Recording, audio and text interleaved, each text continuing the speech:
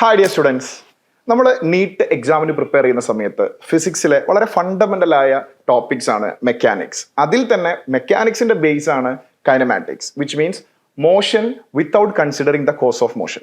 നമുക്കറിയാം V is equal to U plus AT, S is equal to UT plus half AT square, V square is equal to U square plus 2AS. ഈ മൂന്ന് equations ആണ് ഫിസിക്സിന്റെ baby steps എന്ന് പറയുന്നത്. ഈ equation use ചെയ്യുമ്പോൾ നിങ്ങൾക്ക് മനസ്സിലായിട്ടുണ്ടാവും ഇതിൽ എവിടെയും മാസിന്റെ ഇൻവോൾവ്മെന്റ് ഇല്ല. സോ മാസ് കൺസിഡർ ചെയ്യാത്ത ടൈപ്പ് ഓഫ് പ്രോബ്ലംസിലാണ് നമ്മൾ ഈ ഇക്വേഷൻസ് അപ്ലൈ ചെയ്യുക. പക്ഷെ എന്നാലും പല കുട്ടികൾക്കും ഇതിൽ ഏത് ഇക്വേഷനാണ് അപ്ലൈ ചെയ്യേണ്ടത്, സിറ്റുവേഷൻ വരുമ്പോൾ ഇക്വേഷനിലേക്ക് എങ്ങനെ കണക്ട് ചെയ്യാം, ക്വസ്റ്റിൽ പറയുന്ന ടെക്നിക്കൽ ടേംസ് എങ്ങനെ മനസ്സിലാക്കാം തുടങ്ങിയ കാര്യങ്ങളിലൊക്കെ ഭയങ്കര കൺഫ്യൂഷൻ ഉണ്ട്.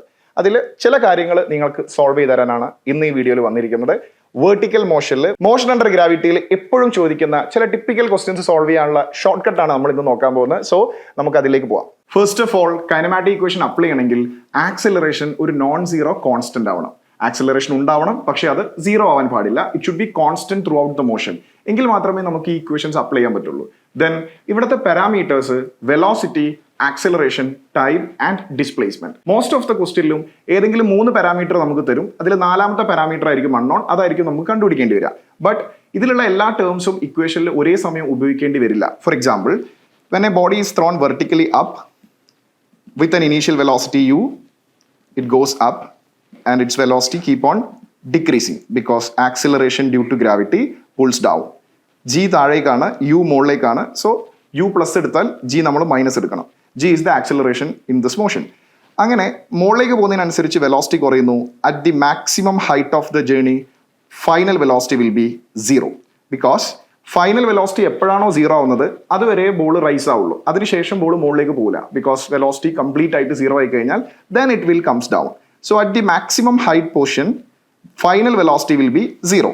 ഇവിടെ പലപ്പോഴും നമ്മൾ ചോദിക്കുക ഒന്നുകിൽ ഹൈറ്റ് കാൽക്കുലേറ്റ് ചെയ്യാൻ, ഫൈൻഡ് ദ മാക്സിമം ഹൈറ്റ്, അല്ലെങ്കിൽ time taken to reach the maximum height.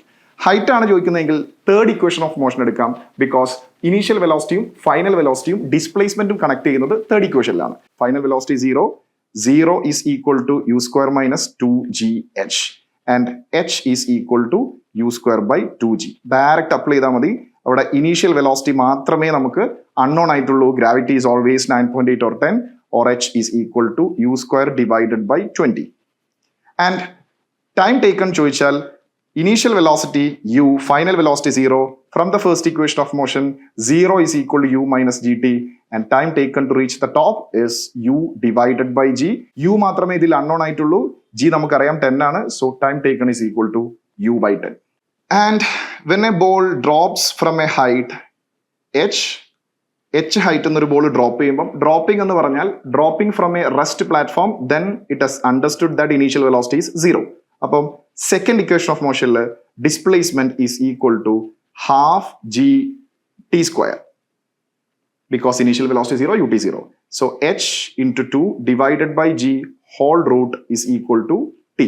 അപ്പോൾ time taken to falls from a height h is equal to directly നമുക്ക് അതിൽ 2 into height divided by g ക്ക് 10 കൊടുത്താൽ 2ഉം 10ഉം ക്യാൻസൽ ചെയ്ത് നമുക്ക് ഇവിടെ 5 എഴുതാം. സോ ടൈം ടേക്കൺ ചോദിച്ചാൽ from a height h root of h divided by 5. ഈ 5 വരുന്നത് 10ഉം 2ഉം ക്യാൻസൽ ചെയ്തിട്ടാണ്. സോ അതൊക്കെ ന്യൂമറിക്കൽ കോൺസ്റ്റന്റ് ആണ്. എല്ലാ ക്വസ്റ്റിലും നമുക്ക് നേരെ അപ്ലൈ ചെയ്യാൻ പറ്റും. സോ ഇങ്ങനെ 2ന്റെയും ജിന്റെ വാല്യൂ ഒക്കെ കൊടുത്ത് സമയം കളയണ്ട, ഡയറക്റ്റ് ഇതിലേക്ക് വാല്യൂ സബ്സ്റ്റിറ്റ്യൂട്ട് ചെയ്താൽ മതി. ആൻഡ് താഴെ എത്തുമ്പോഴുള്ള velocity just before reaching the ground root of 2gh, that is v is equal to root of 20 into h. അവിടെ h മാത്രമേ വേരിയബിൾ ഉള്ളൂ. ആ വാല്യൂ നേരെ സബ്സ്റ്റിറ്റ്യൂട്ട് ചെയ്താൽ you will get the answer. So guys, ഇപ്പൊ നിങ്ങൾ ഈ കാണുന്ന ക്വസ്റ്റ്യൻ ഞാൻ ഈ പറഞ്ഞ കേസുകളിൽ ഒരു കേസിന്റെ എക്സാമ്പിൾ ആണ്. അത് ഏത് കേസിൻ്റെതാണ്, ഇതിൽ എത്രയാണ് ആൻസർ വരുന്നത്, വിത്തിൻ സെക്കൻഡ്സ് നിങ്ങൾക്ക് ആൻസർ ചെയ്യാൻ പറ്റും. സോ ക്വസ്റ്റ്യൻ നന്നായിട്ട് റീഡ് ചെയ്യുക, കൃത്യമായിട്ട് ആൻസർ കമന്റ് ചെയ്യുക. നമുക്ക് നോക്കാം എത്ര പേര് കറക്റ്റ് ആൻസർ ചെയ്യുന്നുണ്ടെന്ന്. ഇതുപോലുള്ള മറ്റൊരു ടോപ്പിക്കുമായിട്ട് അടുത്ത വീഡിയോയിൽ കാണാം. Bye and all the best.